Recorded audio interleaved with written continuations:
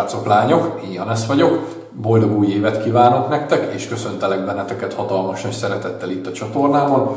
Mivel idén ez az első videó, amit megosztok veletek, ezért ünnepélyesen megnyitom az új évet itt a YouTube csatornámon is. Minden hétfőn megosztok veletek egy újabb festős videót. Most gondolkodtam el egy picit, és a számokkal játszadozva rájöttem, hogy ez több mint 50 videó lesz az évben, ami nem kis kihívás, nagyon remélem, hogy sikerülni fog, és nagyon reménykedem benne, hogy ahogyan tavaly, úgy idén is velem tartotok, majd minél többen.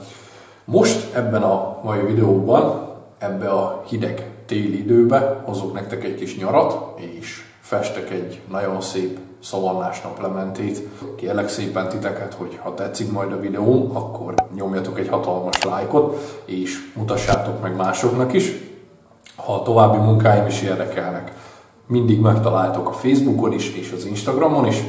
Aki pedig szeretne tőlem egy festményt, bátran, bármikor nyugodtan küldjön nekem egy üzenetet, és mindenről nagyon szívesen tájékoztatom. Nagyon jó szórakozást kívánok a videóhoz, na hajrá!